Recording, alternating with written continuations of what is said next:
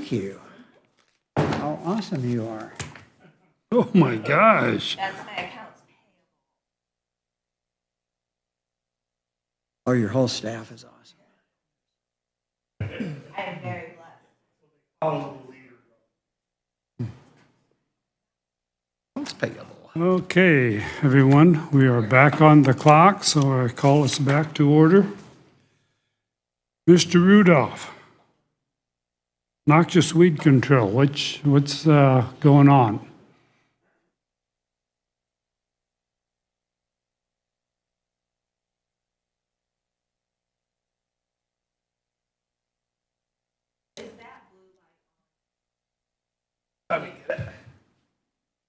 There you go. Everybody's a helper. Thank you all.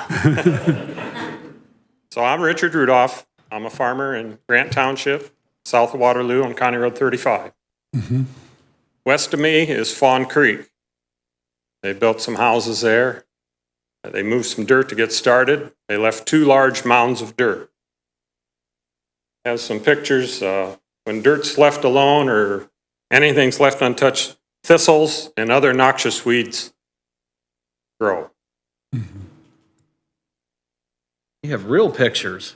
Haven't seen those forever. You know it? I'm old school. Well, I like it. I took them to the road.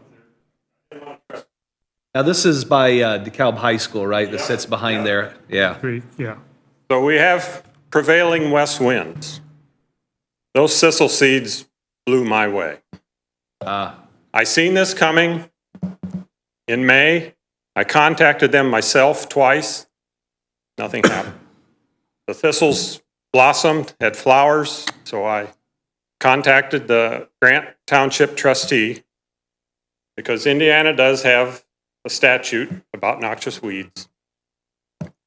Mary Danglers, the trustee, she contacted them several times. They still did nothing. She got the township attorney involved. Nothing was done. Those seeds dispersed. So I'm here today to ask you on all developments or whatever, it should be written in there that these noxious weeds should be controlled. And probably you'd have to do something legally so you could fine them weekly.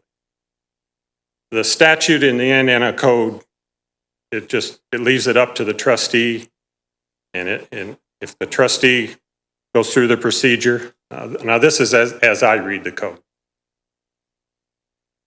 It takes time out of the trustee, and if they hire someone to take care of the weeds, the cost could be put back on their taxes, but it'd be a year later, I think, till the township would get that money back. So I'd like to see a fine involved and have it written in any future projects that they have to control noxious weeds. You know, it's interesting. I appreciate bringing this up because even in town, in the city of Auburn, if you look at the beautiful park that Rick James did behind my house there's those same noxious weeds in there, though, because they did the, I guess, wildflower beds. Well, unfortunately, the weeds grow with the wildflowers, so how would you address that? And here's the real thing. Now that Acres LLC is going to be taking over that whole property, the way I hear it is they let stuff just go natural, period, and you're not allowed to touch it. So how is that gonna, how would we control that? That's just a good point, because I don't like seeing them either. And those mounds, I noticed the same thing driving by. I thought, when are they gonna take care of those weeds there? I've got a whole list here. I drive County Road 35 south, and then I go across Auburn Drive if I'm going south. I take 6 quite often, and I've got a whole list of, their thistles are the worst. They're just all over. And would that be a county ordinance that we would enforce, or is it up to the townships that it's in? How is that? Because like the city of Auburn per se, your grass can only be 8 inches high or whatever. Statutorily, it's the township trustees that are responsible for those. And that's state statute. Right. So it's the township that, We don't, the commissioners are sympathetic, I'd be sympathetic if I were commissioner or just a regular citizen. But legislature has given that authority. So they're really at a disadvantage in trying to get something done. So would this be a Waterloo thing though, or would it be just the township? Are you inside or outside? I'm sure I'm outside. He's I outside. think so too.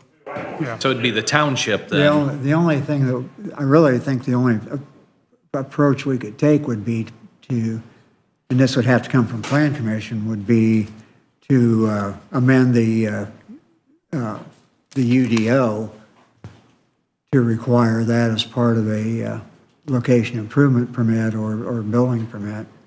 Yeah, that's a good idea. Yeah.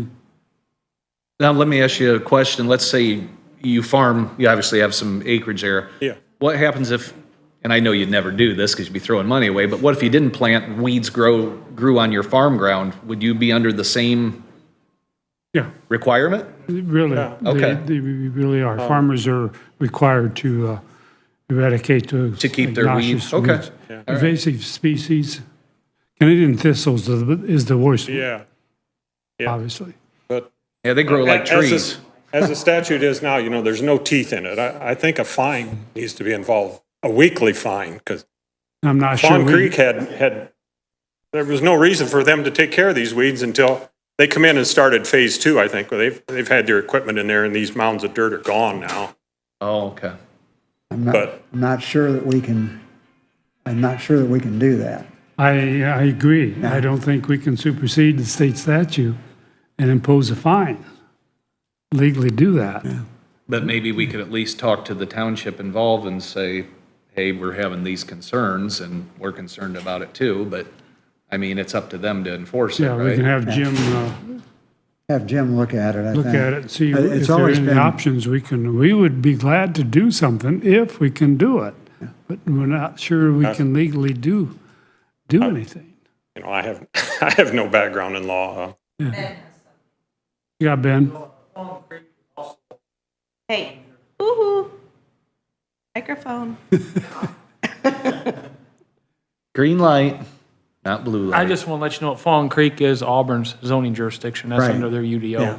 Right. I'm not for sure what they have for noxious weeds. I believe Chris has something in ours, because I know we have it on Rule 5 for erosion control and drainage. Right. That we go through and have to battle sometimes. But with the noxious weeds, that's been an issue in the past. Sometimes we can get them to mow it. I know there was an issue out at Bear Creek, but they went through and they did mow some of that. But I'm not for sure if Chris enforced that or who pushed on that. But I just want to let you know that Fawn Creek was under Auburn's jurisdiction. That's probably, maybe the next place to go is Auburn then. Maybe they will, I don't know what they can do for you, but it might be worth a try. City of Auburn. But, Talk to Kelly Nauer at the Auburn Building Planning and Development Department.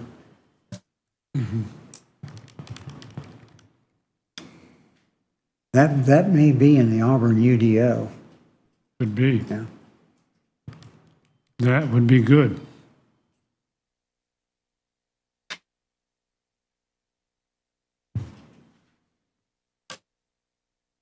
In the meantime, we'll see if Jim can dig up some information on what our options might be. It'd sure be helpful, because like I explained, as it is now, trustee can hire somebody, but then they're out the money until. And the Auburn trustee, he refused to help me. Mary Dangler will make phone calls. Yeah.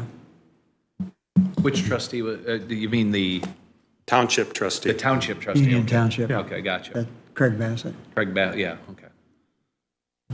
All right. Have a good day. Hope Thank you. you can get some satisfaction with Auburn.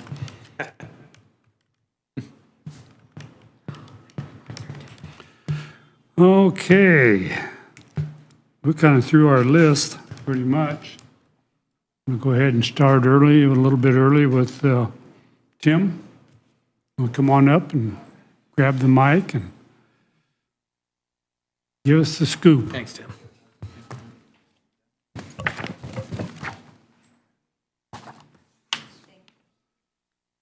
That looks like that one. You all know me, but my name's Tim Ellerding. I'm with FCI, and I just want to introduce our team. Greg Martz is our developer. Greg is with Martz Development, and Greg will be doing most of the presentation today and answering the questions and what have you. I also have Tyler Wolf with us from FCI. Tyler is our Director of Pre-Construction. Tyler will be a very important part of the whole early process. As we're working through, some of the budgeting and the scheduling and if there needs to be redesign and things like that, Tyler will really be handling that entire process. So my role will be a lot of the preliminary work as well, working through issues like some of the floodplain issues that we're going to have, some of the wetland issues that we're going to have, really working through some of those items and making sure we don't get any delays because of those items. So I did give you a copy of our proposal. That is the same proposal we sent you here a few weeks ago. So I just wanted to give you a color copy of that. I've highlighted a couple areas, with a little tab there. The very first one, which is the peach tab, is basically showing that 100% of the projects that Greg has developed has been within budget. So he's never had a project go over budget. And then the green tab shows that our pre-construction fee will be 0%, and Greg will talk through that. So there'll be no cost to the county, until we actually come up with an ultimate project. And once again, Greg will talk through that a little bit. So we're here today just to answer any questions, but I'm going to turn it over to Greg then. Good morning. My name is Greg Martz, and for those of you taking notes, my last name is spelled M-A-R-T-Z, and my company is GM Development. And as Tim said, we'll be sharing the microphone a little bit here this morning, but we had a brief. What we thought is we'd make our presentation fairly succinct so that we'd have plenty of time to answer questions that you might have. But at the same time, I don't want you to feel like we rush through anything. So if there's something that I say that you'd just like to stop me and dive deeper into, please feel free to do that, and we'll answer your questions immediately instead of at the end, if that's the way you'd like. As Tim said, we were very excited to see that the procurement statute that you're using is Indiana Code 523. We have done over 120 projects throughout the state underneath that statute, so we're extremely comfortable with it. We've done about 90% of the BOTs in the state, and so again, it's just as soon as we saw that, we were very interested in the project, and having the opportunity to team with Tim on a joint venture just makes it even that much more exciting for us. Public works buildings are a specialty of ours. Just right now, I wrote them down just so I don't forget them. Right now, under construction, we have the city of Clarksville's Public Works Campus, Lafayette's Public Works Campus, Shelbyville, Decatur County, and Greensburg. And those are all just currently under construction public works campuses. Those all range in, and we've also had several more that we had in our packet, but of course didn't want to put pages and pages of those for you. But one thing I wanted to let you know, though, is that those range from $1 million to $22 million, which the $22 million one being the Lafayette campus. So we're very comfortable no matter what size this ends up being as we go through the scoping period. Very comfortable with just about any size that would result out of this process. The other thing that made us excited about this project is that your municipal advisor, Peters Consulting, is someone we've worked with many times, someone that we're very comfortable with. There's literally dozens of ways that you can finance BOT projects. And we would be happy to supply any sort of options that you'd be looking for as we go through the process. Having worked with Jeff before, we have a comfort with what will likely be the way that he'd like to finance that. And we're very comfortable with that strategy, which would probably be a bond strategy. In fact, so comfortable that one of the things we did not put in our proposal, but that we wanted to state to you today, is that we'd also be willing to do this process with $0 for attorney fees. And the reason that we're able to do that is that we've had many templates of similar projects that we've done in the past. And again, assuming that Jeff wants to use the same financing strategy that he's used in the past, we'll be writing our own contract based on those past templates, and therefore we can confidently tell you today that we would have $0 of attorney fees on our side of the transaction. Yes, ma'am.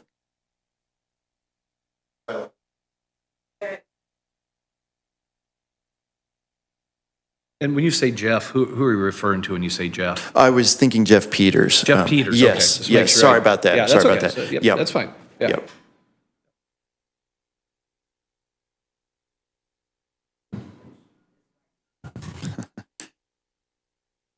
Thank you. Another point I want to make, Tim already touched on this, but the reason I see this statute being valuable and the reason I think it even exists is that the legislature's intent, I believe, was to give you all an opportunity to have a project where you receive a real guaranteed budget. And that's exactly how we will approach this project. As Tim said, we've done over 120 of these. We've never had a single change order back to a community on a project that we've done. We are very passionate about that. When we have a chance to talk in front of you at a public hearing, when we're ready to deliver the guaranteed maximum price, we'll make a really big deal about that so that your community will know that we're never going to be coming back asking you for more money after that meeting. Again, we feel like that's the legislature's intent anyway, but there's, contractually, I guess you could do any kind of contract that you'd like. But on the contracts that you'll receive from us, we'll make it very clear that no change orders, we've never had one, and we'll promise that you will not be the first. The period, as far as next steps, so the period that we would be entering into, which I saw that you had used this term in your RFQ, and it's a very common term to use, which is scoping period. The scoping period is the period between when you select the team that you believe is the most qualified or the team that you feel like you'd like to work with. And so that starts the scoping period. What ends the scoping period is when that team is ready to present the guaranteed maximum price. And so in between, you can imagine that there's a lot of work that will need to happen where we'd be working with your architect, we'd be working with your public works director, working with you, working with council to put those deliverables together. We've been in scoping periods that have lasted as short as 6 weeks. We've been in scoping periods that have lasted as long as a month. The key, though, is that we're willing, as we put in the proposal, we're willing to do that process at no cost, whether it were to last on the shorter end of that or on the longer end. We want you to know that we'll be in this for the long haul, and that we're willing to put in whatever effort it takes, no matter how long it takes, in order to get a budget that you'll be happy with. At the end of that process, what would happen is we'd probably be at this exact same podium, and we'd be presenting that guaranteed budget to you. We'd be doing a similar presentation to council, and again, we would confidently say in that meeting that whatever amount that we're presenting at that meeting will be fully guaranteed all the way through the end of construction. Yes, Can yes, I sir. interrupt just a second? Yes, sir. We have a parking problem evidently around the courthouse square. I left because somebody called the auditor's office who knew what my car was. There are no parking signs now on, what is that, Cedar Street. I'm parked on the south side of Cedar Street, the west side of the street, and they're putting down a base for paving with asphalt. And I got it down there in time that my car wasn't towed, but they're gonna be towing a couple of vehicles. If you have a vehicle that's within 2 or 3 parking spots south of State Road 8 on Cedar Street, you gotta get out there and move your car. East side of the courthouse. Yes. East side of the courthouse, yes. Okay. The signs weren't, the no parking signs weren't up when I got here. Yeah, they were. Yeah, they were. Yeah, they were. Well, they didn't have any near where I parked. There weren't any at the handicap spot, but there were Yeah. Yeah, two I'm down in the from- handicap yeah, spot. Yeah. Anyway, sorry for the interruption. No, that's great. But I thought, they're getting ready to have a couple cars towed. I'm on the west side, so that would You're mean good. I'd be okay? You're good. Okay, You're great. good. Yeah. All right, Yeah. fantastic. Okay. Sorry about that. Oh, that's okay. No, perfectly That's better fine. being told. Well, and I'll tell you, those were the real points we wanted to make anyway, so that was actually perfect timing. And what we'd like to do is just open it up for questions, and like I say, Tim and I can share the microphone here and answer any questions that you may have. We can dive deeper into anything I've already talked about, or if there's something I haven't talked about, we'd be happy to address that as well. Okay, questions?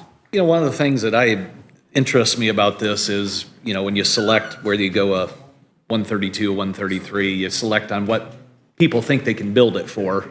And then you, on a 133 at risk, hey, I'll do it for this price period, or I'll eat it. And you, of course, you pay more because they figure that right into it, and you have less negotiation power. I think the bot is a great idea as far as flexibility. My question is this, though: how do I tell the taxpayers, I select you, let's say, but you give me the GMP after I select you instead of beforehand? So it's hard for me to select someone and then say, okay, now the price will be no more than this.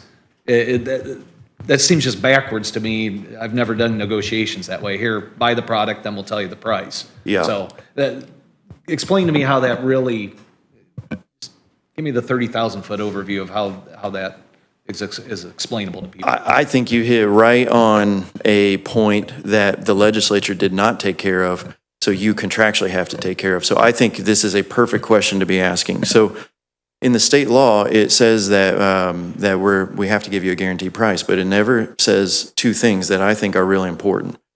One is open book pricing. So it does not require in the law that it's open book. And we automatically, this will not even need to be anything that you need to negotiate with us. It's automatically in every contract that we have. We will do everything open book.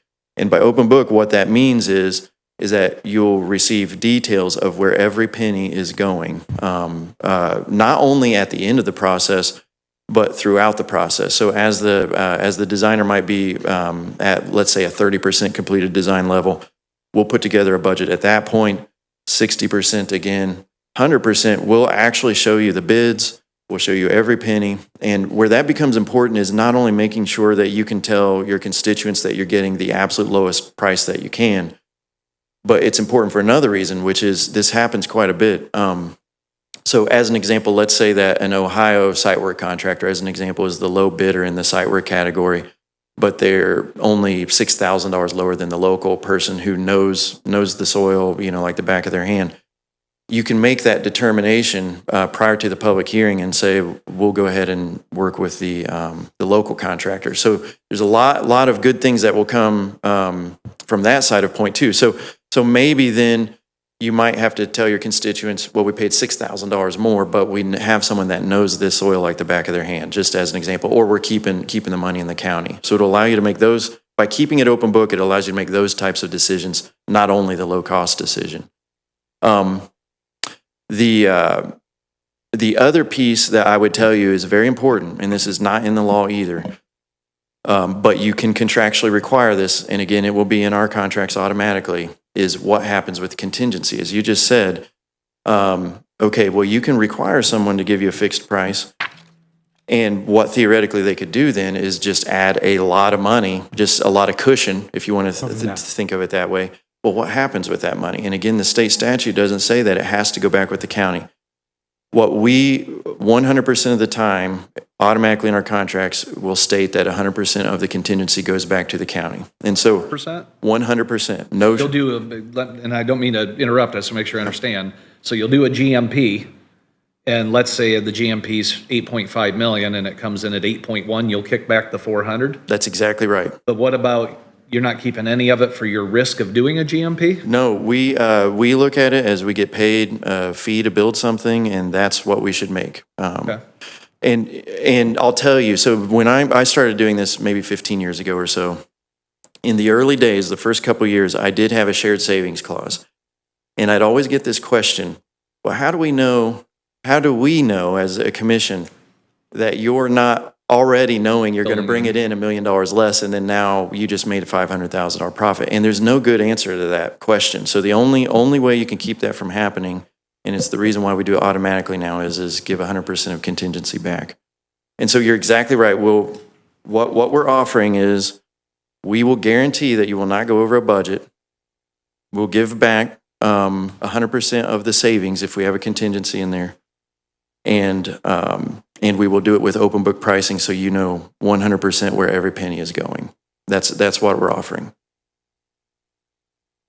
And on top of that, what we can't offer a lot of our clients, but because of who your municipal advisor is, we're also saying that we will not have any attorney fees in our budget. Interesting. Well, can I just ask one more question? We know what our budget is. You kind of know what our budget is. Can we be reasonably sure you've seen the plans that we have so far? Are you confident that you can stay within those budgets right now? In other words, I hire you, and then you say, okay, well, the GMP is now 10.5 million. And we say, I'm sorry, we don't have 10.5 million. I guess we don't build it. See where I'm going with that? Oh, no, exactly. So- And it's a great point, Todd. You know, we've actually been working on this project for about 2 or 3 years now, you know, putting pricing together for quite some time.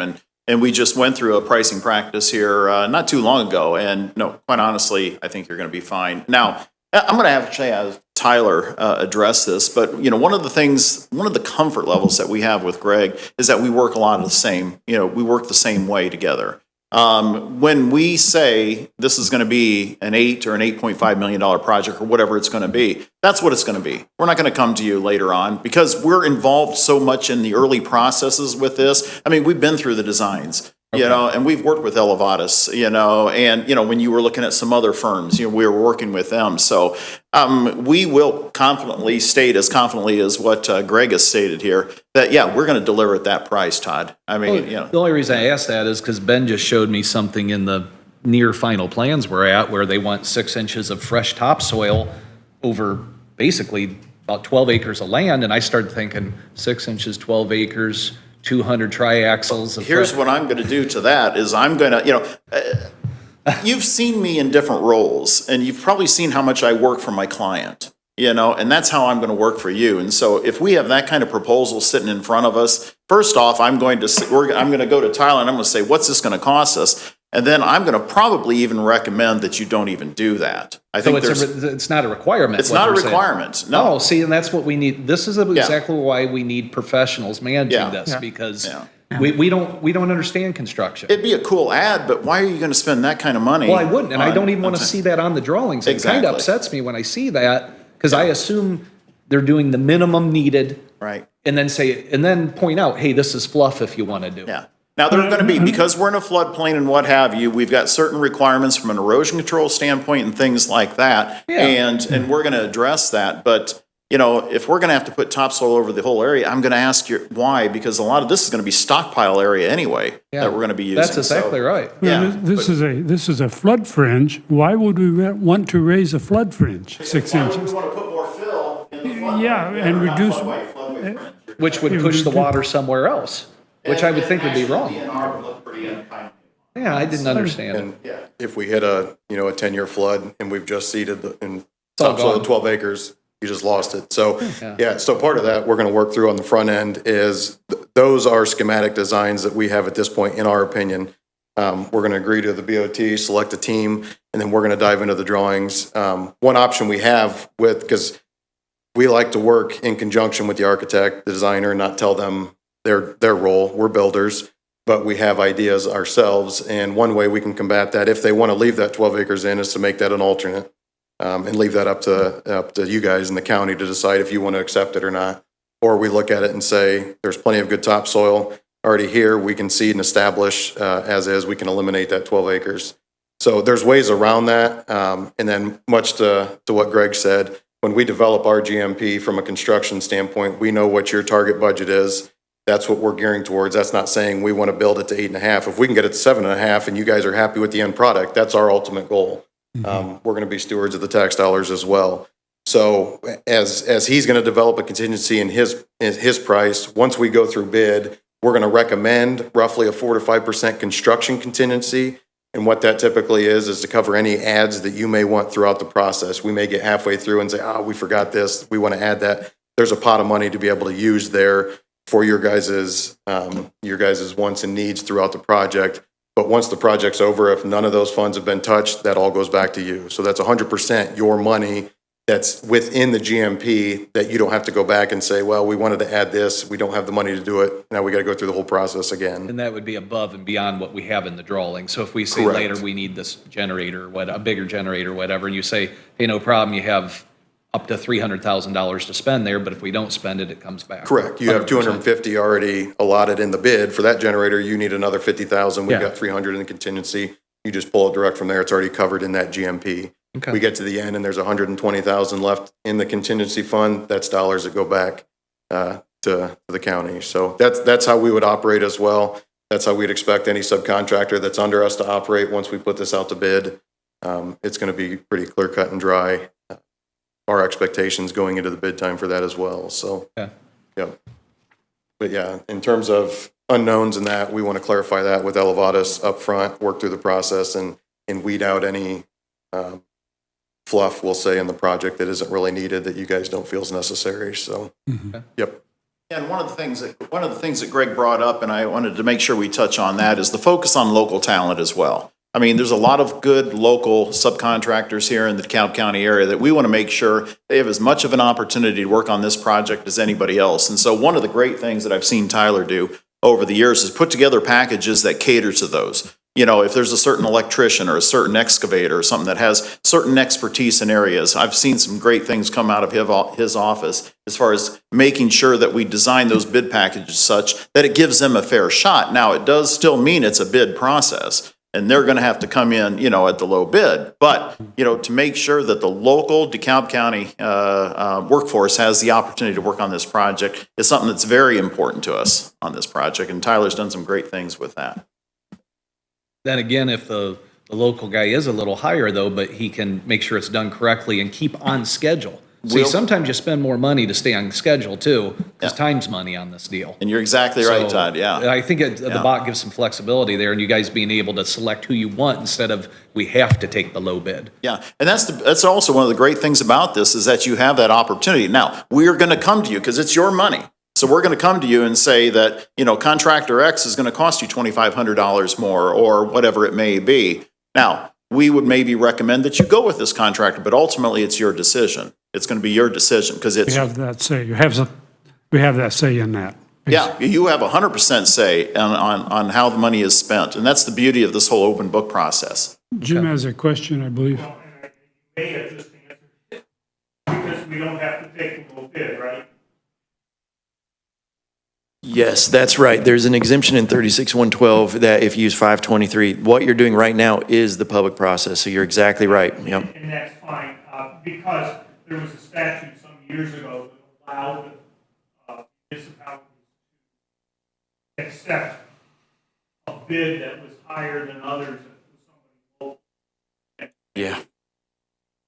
I haven't had to research that for 10 years, so I couldn't tell you it still exists, but it doesn't matter based on what you said.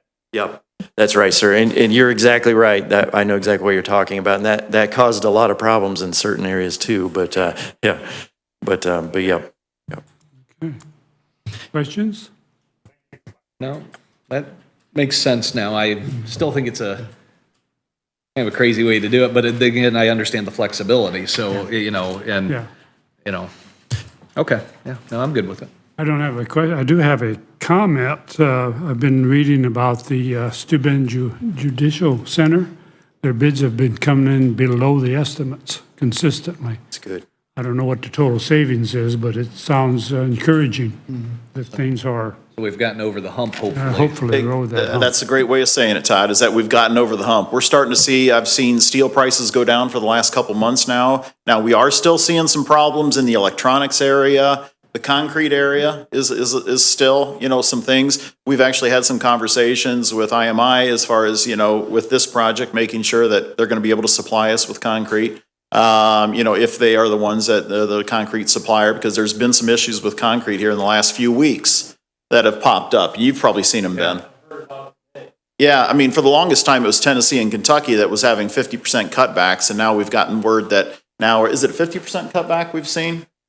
We were told, so their material supply in terms of the powder from Lafarge was a 40% reduction, and then they were delivered at their plant even less than that. Here the last couple of weeks, they had a plant go down in Texas. So one thing that we've combated it with, we do a lot of work at SDI, which is yards and yards of concrete, is making sure we're in constant communication with our delivery drivers, the dispatch, and making sure that we're planning. We're not calling the afternoon before for a call in the morning. We're doing will call 3 and 4 days in advance to make sure the product's there, the material's on hand, and we're able to combat that. So is it the cement powder we're having a problem with, not the limestone, it's not the Yeah. aggregate, it's No, the... yeah, it's the powder production right now, so Yeah, it's where going are to we at a yard reverberate. roughly right now in concrete? And I know it varies, but where are we at roughly a yard? 140-ish, and then we're told a $12 increase after January 1. 140. Yeah, Last time I bought it, it was 55. yeah, yeah. So, yeah, gone are the days that we're seeing that. But to Tim's point, we are starting to see a reduction in pricing. Lead times still are an issue at times. Steel's kind of come back to normal in terms of lead time, especially when you look at pre-engineered. But right now, the MEPs, the electrical mechanical systems, are what we really have to plan around. And that's part of our job. One is my job is to create competitive bid packages so that we're getting the optimal pricing at bid time for you guys. But then also being clear and upfront if we need early bid packages so that we can release material early. Those are things we're going to look at to kind of combat those challenges that we're seeing in the market right now. So, yeah. Is there any other questions on constructability or kind of the bid phase, the bid process, bid solicitation?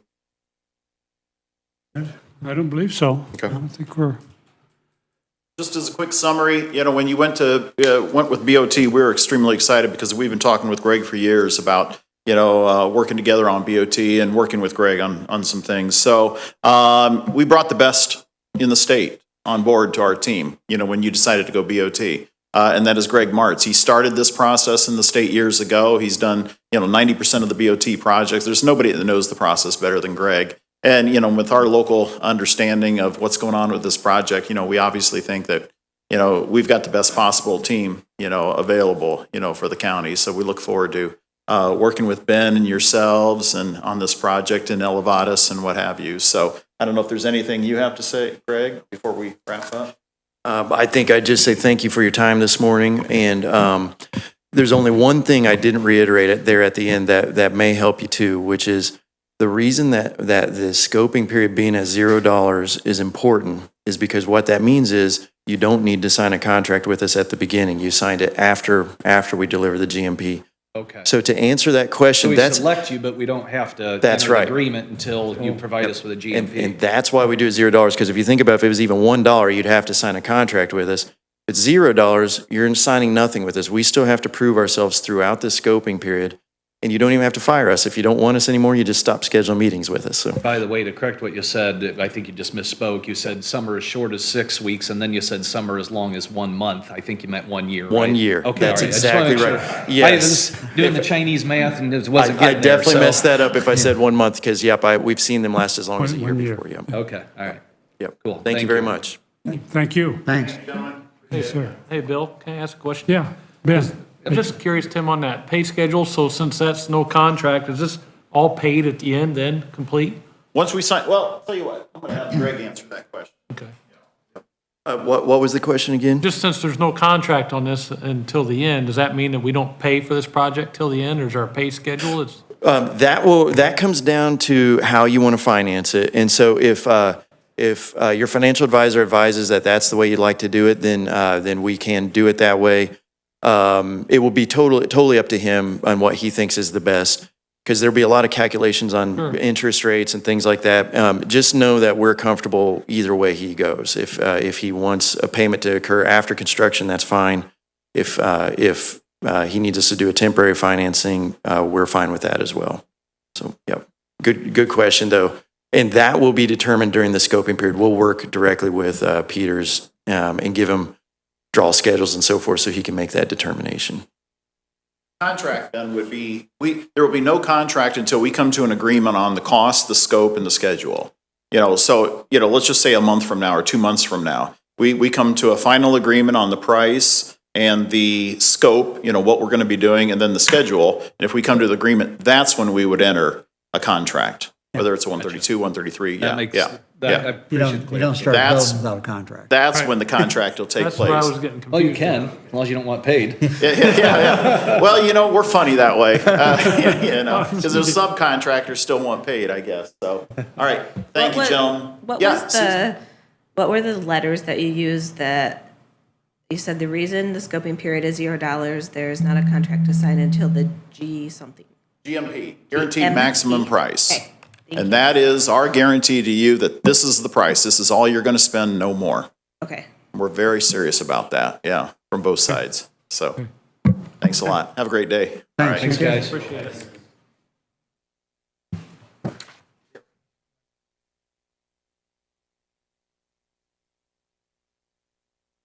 About that interruption, but I had one car on would- my car, and I didn't think if anybody else had one.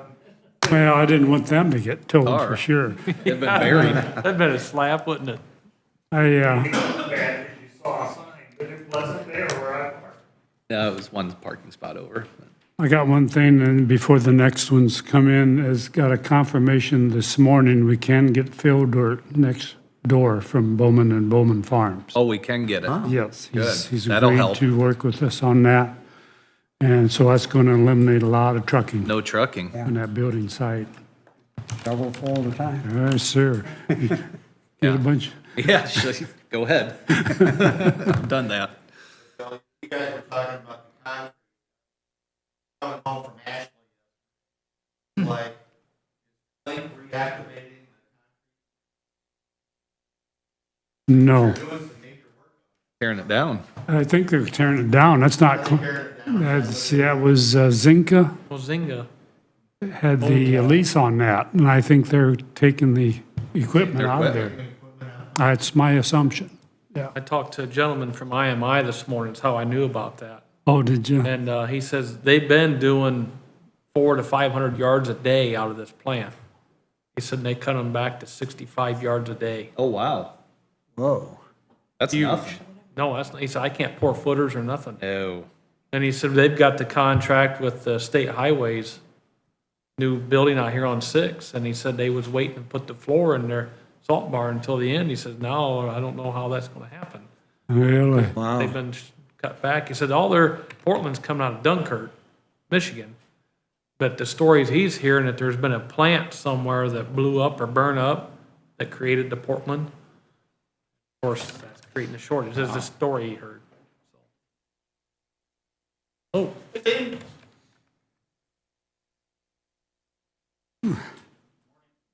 Good morning. Morning. Like you brought the whole crew. It's Monday, it's slow day, Nothing else to do, huh? right? Can't get around town, get oil sprayed on us. Okay. No, but I heard some of you all had to go cars. Well, we can go ahead and get started, Rick. and- perfect, thank you. Got a pen too? Thank you. There's a little, They told me they had coffee with them. Oh, okay. I just wanted to make sure. Yeah. Hello, good morning. How are you? How are you? Thank you. Thank you. Got a tip on it you gotta take off. this does have a little plastic cap on it, so it does work once you take it off. Ah, okay. One of those complicated things.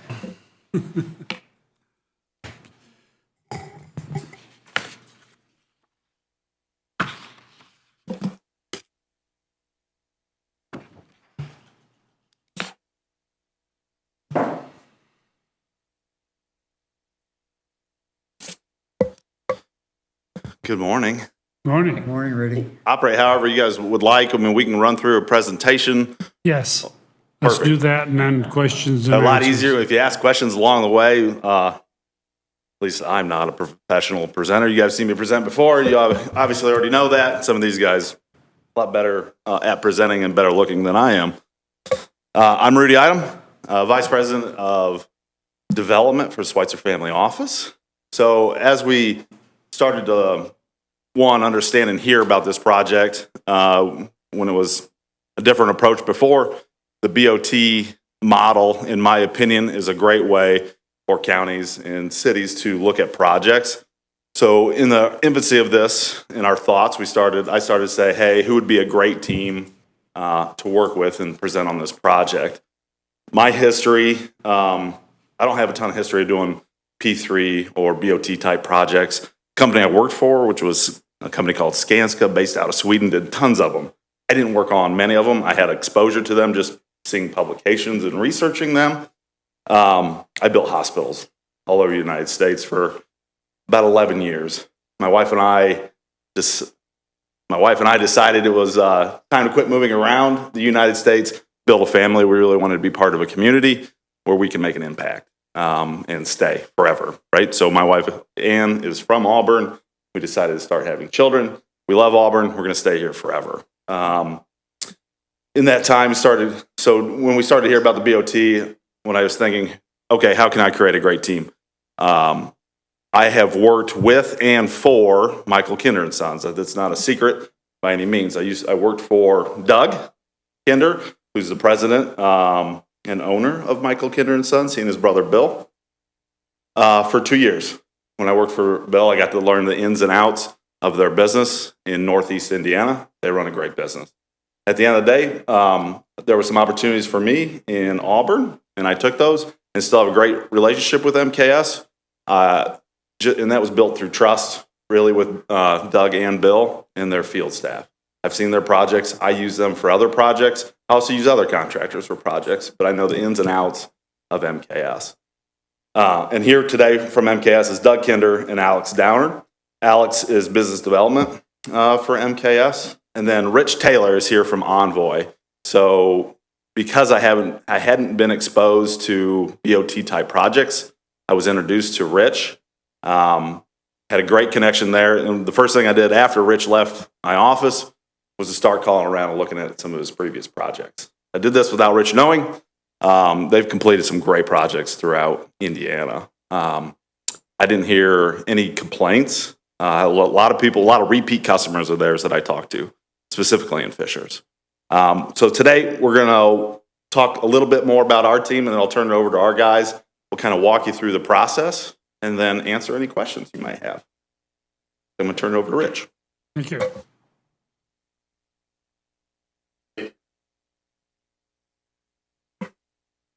Thank you all for having us here today. First, I want to commend you, the commissioners in the county, for taking a very innovative approach to accomplish your project goals. Build, Operate, Transfer provides a unique opportunity to deliver this project in an almost private manner with cost certainty. Our team, first off, just want to make sure you hear this from us, is that we are committed to achieving this project at your project budget, at your total cost, and not exceeding your project budget. We know we can hit that budget. This process and this delivery method allows us to assist you to ensure that you do not have change orders and that this project hits your budget. So Envoy was started in 1982 as a traditional construction management firm. In 2012, now Senator Scott Baldwin acquired the company, and we began developing and working through some very intricate public-private partnerships throughout the state, and now Kentucky and Ohio. So we're honored to be part of this great team. Rudy's curated a team of experts to assist you through this project. Envoy has completed a couple $2 billion worth of work and $500 million of public-private partnerships, including we're working on 7 BOT projects right now for the cities of Frankfort, Montgomery County. We're assisting Grant County and running through the procurement as an owner's rep as a consultant. They have a jail project coming up, and they need to understand what to do with their deferred maintenance and costs for their courthouse, new annex building, and we're doing the same for the county of Clinton County. Enclosed in our response was a couple of letter recommendations that just speak to the quality of our work. So what differentiates this team? I think the most important factor to the county is transparency. One of the cons of this delivery method is sometimes the way certain developers may run this process, it's not as transparent. We know that our team, as a traditional CM agency firm, will provide the utmost transparency throughout this project. You'll know our fees, you'll know our costs, and our contract process is very transparent. So first, I wanted to mention that. Many times through the BOT process, the owner doesn't understand how the contingency is set, what allowances are set. And we are always open to negotiating and sharing savings under the GMP. If our team delivers this project under budget, we will work with the county to share those savings under GMP. If the county doesn't negotiate those shared savings with the developer pockets that as additional income on the project, profit on the project. So I just wanted to, at the very beginning, make sure that I mention those important items. I also sit on a public board, so I understand the challenges that public projects present. So I come to you hat in hand, understanding what's important on a public project to be good stewards of taxpayer dollars. What I think is really important today is for us to describe how you take where you're at now, at the level of design you're at, and achieve a project that is on time and on budget. And how do you get to that guaranteed maximum price that we'll provide that doesn't exceed the amount of money you're willing to spend? First off, we have to have an owner kickoff meeting. We really need to wrap our arms around where you're at with the current design. What are any challenges that the site presents? We've reviewed the site, but we don't know exactly how the design is laid out on the site. You know, when we look at that site, there's possibly some soil risk or unsuitable soil risk at the back portion of the site. You have the creek. We need to understand where the flood zone is on the property. We have to do a lot of that work with you. We need to have an owner's kickoff meeting to wrap our hands around what is important to you. What are the needs versus the wants? Because at the end of the day, this is going to be an iterative process with us to fully get this project designed to a GMP that you can afford. When I mention site, one thing sometimes we recommend, if the developer and construction team holds a site contingency, then there is fees placed on top of that. That's included in the GMP. We may recommend that it's best for you guys to hold a site contingency. And if those monies are not used, you guys keep those right away. And that will lower the cost of the project possibly to the owner. So that's just some things. But first, we got to get our hands around the design. Where is it at currently? And then take that design and start negotiating with our trade partners immediately to start locking in cost, material cost, and construction cost. We'll discuss your expectations, set schedules for times to where we will share the design process with you, help you determine additional design decisions that you may make. We really want to, even though BOT a lot of times doesn't involve the owner, our process involves the owner so they have input on the design after the developer is selected. We believe that's important. You want to know and understand and that you're getting what you paid for. We will finalize the milestone schedule, and then we will present. It's our understanding they're around between design and development and approaching construction documents level of design. We'll present what's called a design development report. That report will have our fees. That report will have exactly what our contingencies and allowances are at this point, and then what we believe the cost is. Then as we work collaboratively with Elevatus, we will push towards construction documents, incorporating changes that the owner might like to see, or maybe some changes we may recommend from a constructability, materials procurement. Maybe there's some long lead times items that Doug will discuss that we may have some ideas about getting shop drawings out for pre-engineered steel building early, and maybe procuring materials early for which we can have on site and store to lock in those costs and reduce lead times. Once we get to construction document level of design, that's at the point where the rubber meets the road and we set the GMP for the project. Again, we will produce what's called a GMP report. GMP stands for Guaranteed Maximum Price. It's your guaranteed budget for the project.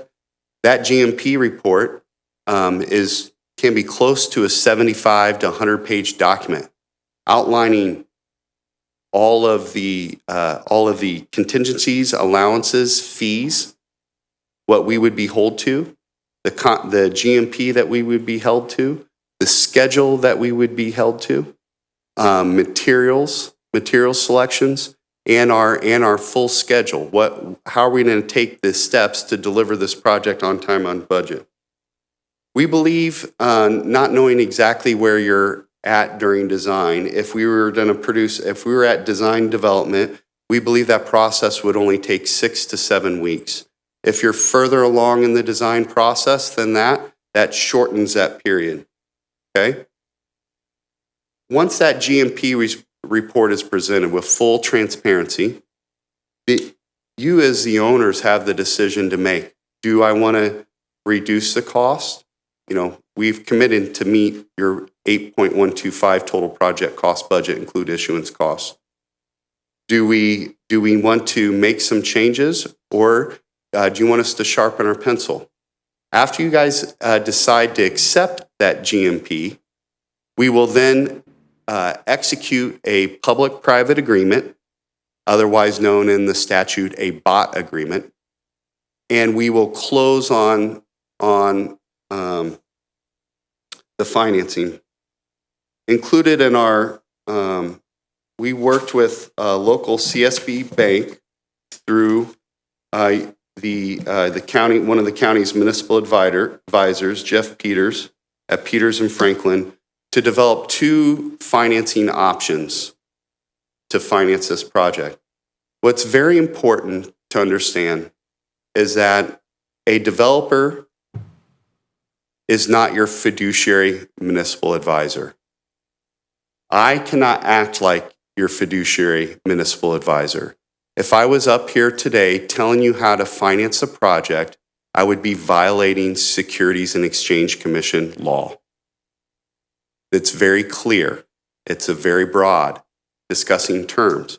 So what we have done is we've developed a relationship with one of your municipal advisors to ensure an unbiased, third-party, Series 50 licensed municipal advisor is providing options to you to finance this project.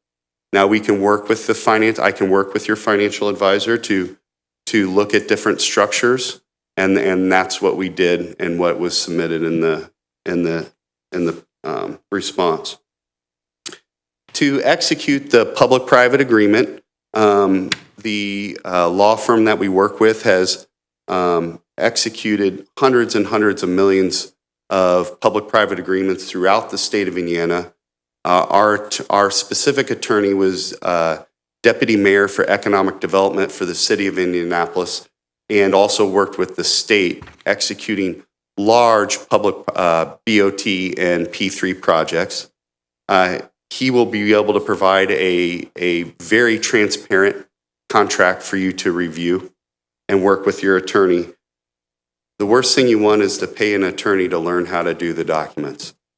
Costs more. So once we execute that, agree on that GMP and execute that public-private agreement and close on the financing, we will begin construction. And based on our knowledge of the project right now, we will complete construction on October 1st, 2023. Before I asked Mr. Kinder to come up and talk about the people who will actually be swinging the hammers on this job. Is there any questions about this process that I've outlined? It's outlined in more detail in our response. What would the shared amount of contingency money percentage be coming back? Yeah, so that's a discussion once we understand more of the project. A lot of times that's 50-50. You know, obviously the developer's taking all of the risk off of the county, right?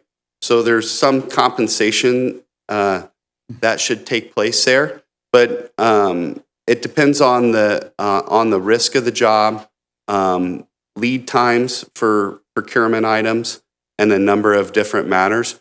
We want to be good partners, as Rudy mentioned, and also the same with MKS. We're not here to do one project with the county and then make our money and go away. We want to develop a trusted relationship with the county and be good stewards of taxpayer dollars. So, you know, many times it's 50-50, sometimes it's even more than that. Let me give you an example. Clinton County, or Montgomery County, we were working with Commissioner Guard, Fry, and Philwhiter there. We privately acquired their annex building for them under the BOT process. We privately financed the acquisition, the construction, and recently turned over the project to them. Under Build, Operate, Transfer, you're allowed to procure furniture, fixtures, and equipment, okay? They felt, the county administrator felt like he did not want to include that as part of our procurement. So they went out separately, not understanding the risks and costs related to that, and hired a interior designer to procure the FF&E for them. When they got the budget back, they were shocked. We had a negotiated savings with them, but what we did in that instance was they weren't going to be able to afford all the furniture they wanted to procure outside of the BOT process. We already had negotiated shared savings, but we knew that we had at least $150,000 above that shared savings that we were going to share with them. And so what we did was we say, we have a good feel for where we're at, our risk. We're going to hit the profit that we all agreed upon that we should hit as a developer. In addition to that shared savings, you can take that $150,000 and use that to shore up your shortfall in FF&E. So you really have to select a trusted partner that's going to work with you throughout this process, right? That was outside of the contract. We weren't contractually required to do that, but that was what was important for our client. And you can call John Fry up to this day, and you know he will sing, and those commissioners will sing our praises, because at the end of the day, we want to do the right thing for the county. So if that's an example of to help answer your question. Anything else, anyone? When would we need to sign a contract with you, before GMP is addressed or after? You would, in the public-private agreement, it fully defines the GMP. It fully defines the duration, and it fully includes the complete construction document level of design. So you don't have a developer taking out a more expensive item, inserting a less expensive item, and then profiting the savings from making a materials swap. You want those items to be fully defined to protect your What I'm interest. saying is, do we have to pay you anything until you disclose the GMP to us? No, sir. We are committed to what's called scoping fees. There are no scoping fees. Okay. We will not charge any fees till we get to GMP. We will take that risk to show you that we can deliver this project at your fixed budget. Great. Anything else? Well, One with, I'd like to have Mr. Kinder come up and talk a little bit about swinging the hammers. Thank you all. You don't want me swinging the hammer. So I'm Doug Kinder, guys, President Michael Kinder and Sons, and a couple words that Rich mentioned here that our business is kind of built on: transparency, trust. I think it's huge. That's what our team will provide for you guys. I mean, understanding what you're getting is a good thing. It takes time and effort to do that. Just a few things on MKS, a little background. We've done a lot of work up here in Auburn. I think back, we did the initial terminal over at the airport, then built several hangars over there. We did TQS, we did Creedon, we did the steakhouse, we did Jeremiah's Coffee Shop. We probably have 2 to 3 projects right now, different projects that are kind of in the pre-construction stage. So we got good relationships with everybody here, with subcontractors and so forth, to give you peace of mind with that. So we're up here a lot. From a pre-construction standpoint, when we're putting this together from a scoping and so forth, so beauty of what we'll do for you is, there's so many decisions, like building, right? There's so many decisions you got to make, and it sure is nice to be able to have options. And just, for instance, the mechanical system. What do we want to use for the garage, whatever it may be? Is it just simple heaters? There's a lot of different avenues to do that. There's cost with it, first cost, and there's long-term cost, right? So we'll do a good job of explaining that to you, so when you make a decision, you get the right information to make it of. And that goes along even to metal building. I mean, there's a lot of decisions. We'll give you those choices and tell you what the pros and cons are on the dollars, and that's just part of the way we operate in our pre-construction phase. Another piece of it, the guy we put in our proposal is Bill Fisher. I don't know Bill, but Bill knows Auburn very well. He's run most of our projects up here for us as a superintendent. Knows everything. So he's fantastic, great communicator. Once we get to the construction side, he's fantastic. If you guys assign a particular person or a few, whatever it may be, but Bill's a great communicator, very honest, very, very transparent as well. So I think it's important to understand that. And probably just the last piece is the beauty of this delivery system is, with the supply chain the way it is today, I mean, waiting to order materials just is hurting us all over the place. So planning, the word planning is a key word in our business, is for the steel building. I mean, right now, these steel buildings right now are running 6 months. You order it, 6 months. We got to be proactive on that, right? And get that thing honed in, detailed, and get the order in. And we're running across that in a lot of different instances, from HVAC to electrical gear, even cement right now. It's funny. Last week we got a call from we pour a lot of concrete, and they're saying to us, "Hey, we can't get cement right now, so you guys got to be planning 20 days in advance." So we got to be out there a month in advance planning a concrete pour, which is making us be more organized on our side of it. But those are the battles we're going up against right now. So it takes a good team to plan those type of items and make sure that you have the materials there when you need them. So that's just a little background on our company. We got a great team. I think everybody here is looking forward to the project. Is there anything else we want to cover? Any questions you guys may have? any questions? Pretty much answers my questions. Rich or Rudy, either one, you've talked a lot about transparency and so forth. Can we boil that down to you would commit to open book pricing? Yes, sir. Okay. Yes, sir. We always approach build, operate, transfer to open book pricing. That means different things for different people. When we set contingencies, it's going to be very clear what our contingency should be. On a project like this, and at full construction document level of design, there should be zero design contingency, a 3 to 5% construction contingency. That's also why when we have the discussion with shared savings, to touch on that point again, it's very easy for a firm to say they will provide share 100% of the savings, but if they're setting a 10% contingency on the project, that's pretty easy to make that commitment versus a 3% contingency. That means that That's 7% more to the cost of the contract under GMP that the developer has control over. So if it does, so that's when I say, when I mention the 50% number, so it's a discussion of contingency and risk, right? Both for the county and the developer. We can share 100% of savings. We just got to then look at how we're carrying appropriate contingencies.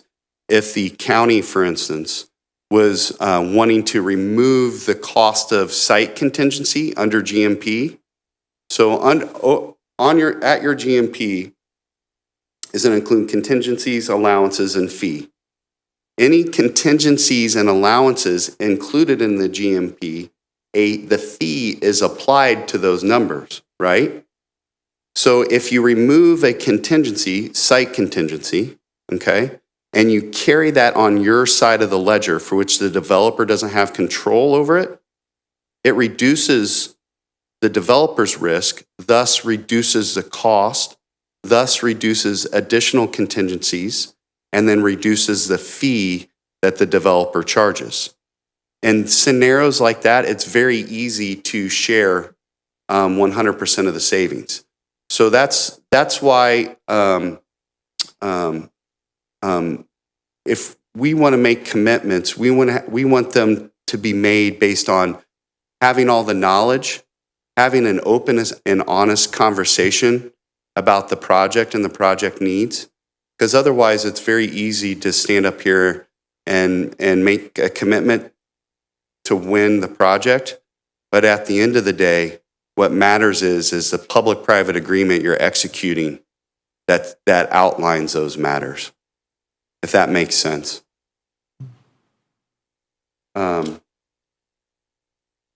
Rudy, I wanted you to come up too.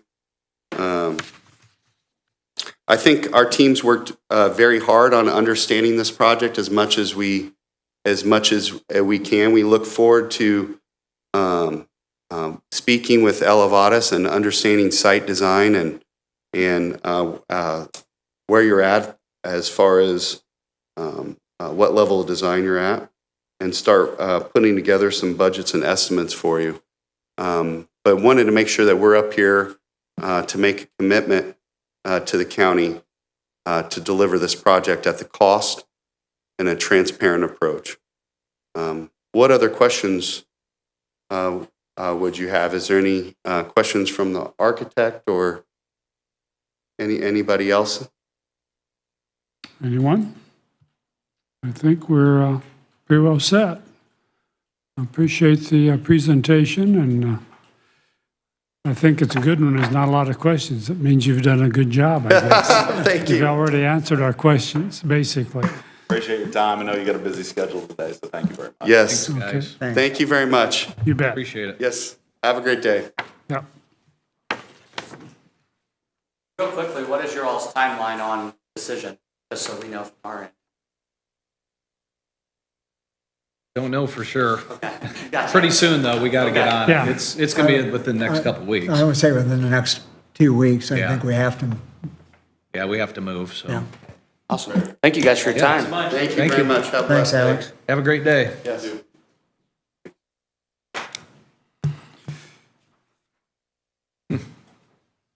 Okay. Any discussion at this point? You want to go right into Ben? Probably ought to get Ben taken care of as far as, Let's take care of Ben. what you got, Ben? I just need to mull that all over a little bit. Agreed.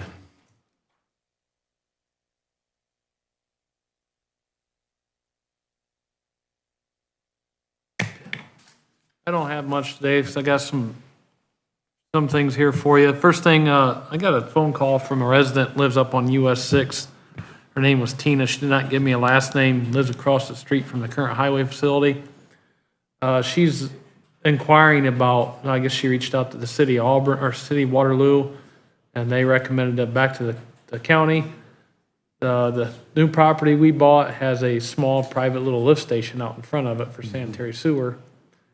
They're the property just directly north of 6, right across the street from us.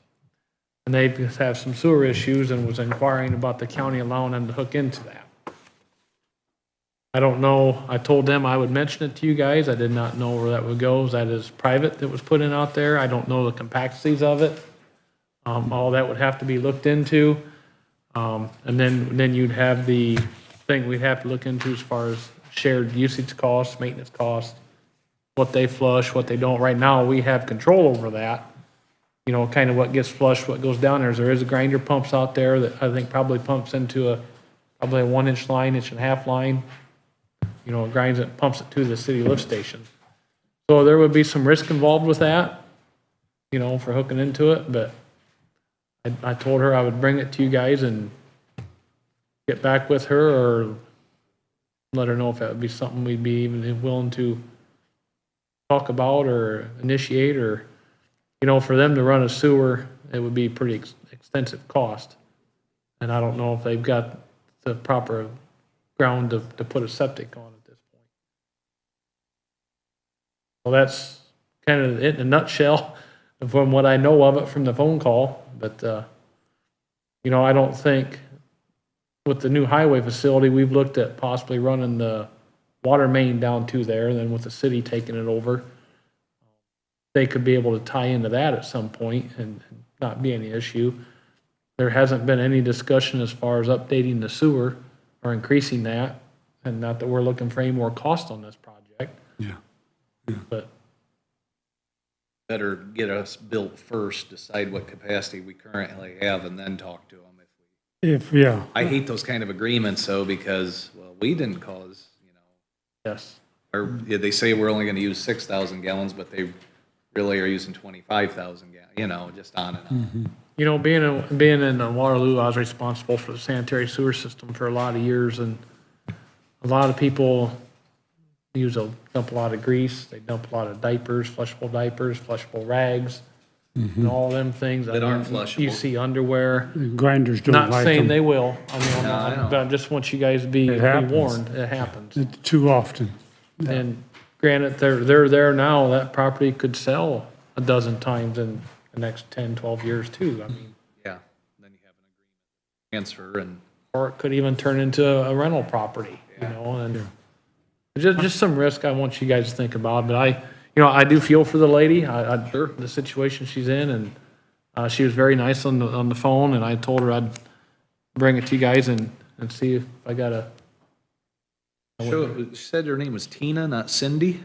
She told me Tina. She lives across the road from the new highway department, crossing a little bit north. Just right, pretty much directly across. I got the driveway that goes up the hill. That would be Cindy. Tina might be her daughter that called. Okay. They've been there a long time. They're the only house really there until further up the road. So they must have, I know them personally. I'll reach out to them. Okay. I got their Cindy number. and Rick are the owners. Yeah, send it. Yeah, they have the songbird sign going up to their driveway. They've been Is there a there. house, though, to the east of that? No, that you're sits back further. You're up there ways? on the curve, that Songbird. Oh, that's Hill. where I'm talking. I'm sorry. Yeah, no, this is right across the street. from There's a the highway. house Yeah. there? Oh, I'm sorry, I got the It's wrong back house a then. ways. You can't really see it if you're not looking for it. Okay, that's why I didn't see it then. Yeah, it's Okay. directly right across. Yeah, it's in that lower elevation. It's actually, you go up the drive, you drive up a pretty good hill. Do you? That's why I didn't see it then. Yeah, All right. it's there. Okay. Sorry, I'm corrected. So, next thing is the guys finally got the underbody blades stripped off the old 2 dump trucks. So I've got a 2004, 2005 Chevy C8500 that I would like to get rid of. I did talk to them. It's been last fall. I spoke to, can't think of the gentleman's name, but it's govdeals.com. I was originally going to try to put it on that website to auction it. They have a buyer's premium on there, so last time I spoke, there was no expense to the county. It just would go on that website and it goes out, you know, it's an online auction, anyone can bid on it. That's an option. We can advertise it and then have a silent auction or a bid auction here from the highway. I didn't know if you guys had a preference. I also have the old pull behind sweeper. I'd like to do something with that. And then also I have a slide-in sander that went on the old flatbed truck. It's decent shape, it needs a little bit of work, but we just don't utilize it. And with moving, and it's just, I thought it would be time to liquidate some stuff with the 2 trucks we have. It was a slide-in box sander. Goes in the back of a It goes, bed, right? it can, or this one went on a flatbed. Okay. And we just primarily don't use it. I have a 2004, 2005 Chevy C8500, 2 trucks or one? 2 trucks. 2 trucks, 2004. Those are Chevys. Gas engines?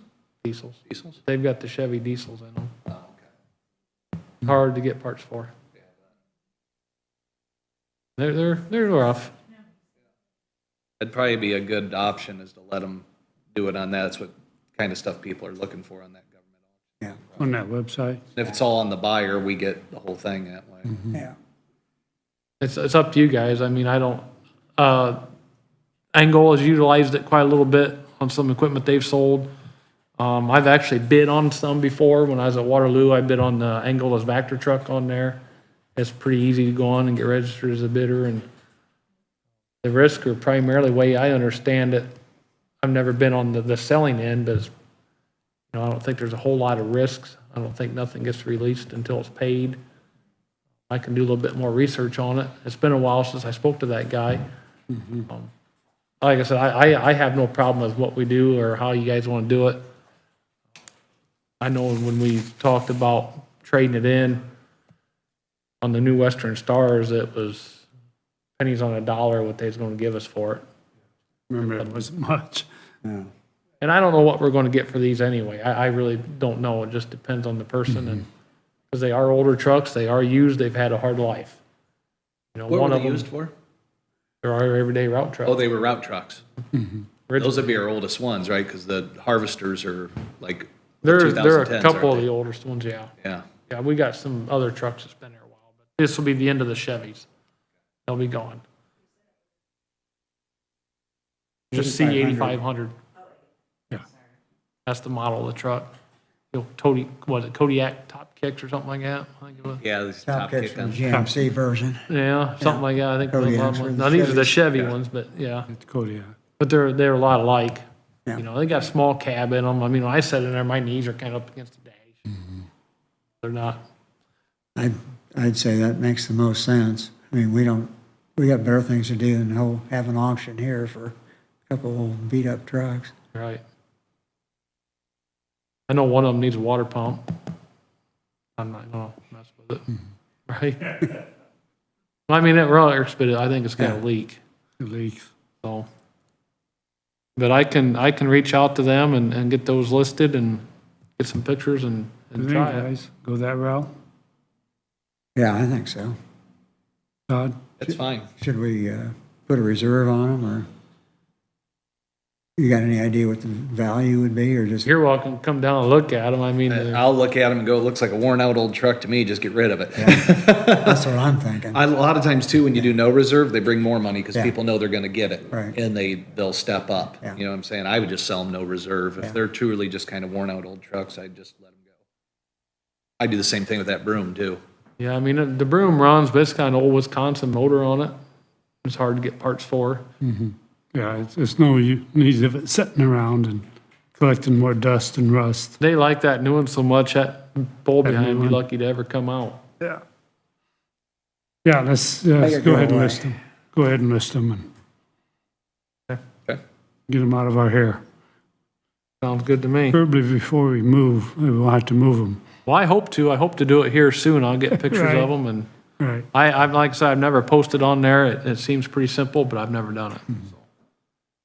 Next thing is that, Bill, you're okay to sign the NDOT LPA agreement for County Bridge inspections? Jim got with me Saturday on that, so if you want to try that link Yeah, and get that signed, if you have any trouble, let me know, and then I'll okay, have them send another link out to you. okay. I don't know if that's still good or not. Then just a side note for you guys and for Susan, next Monday, 10 a.m. bids are due by 10 a.m. for Bridge 9. And then we're scheduled to open at 11 a.m. next Monday, the 19th, for construction of Bridge 9. It's County Road 60 bridge, right? Yeah. Yeah. And then I just had a note here to ask Mike about, you heard anything from St. Joe on the County Road 60? No, Ever heard anything? nothing. Okay. And then the only other comment I had, and I think we're gonna have an executive session on it, was, the road use agreement for the solar fields coming. Yeah, 29th at 10 o'clock 29th, Executive. session. That's what I thought I seen on my emails, but.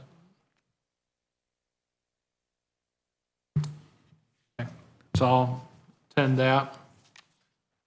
And that is all I have for you guys. Oh,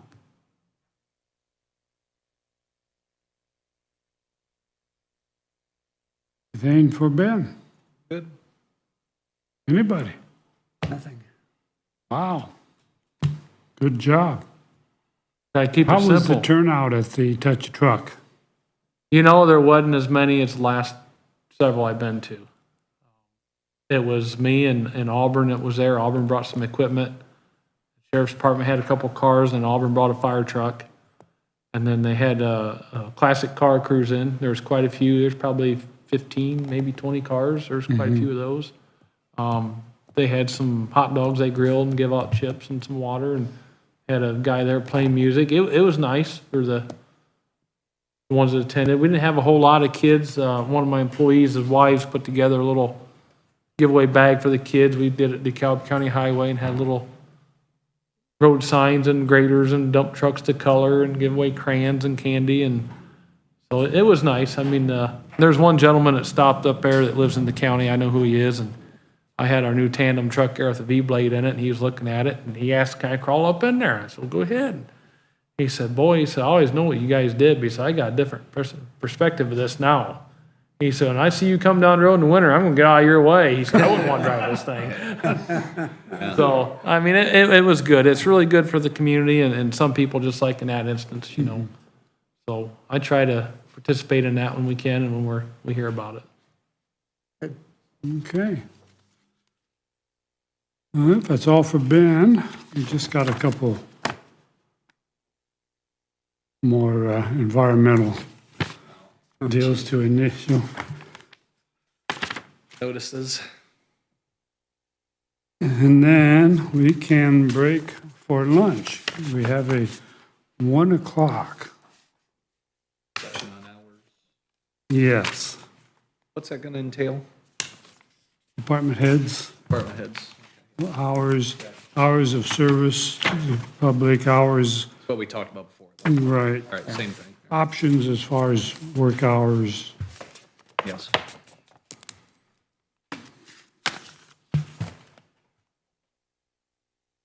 One more, oops.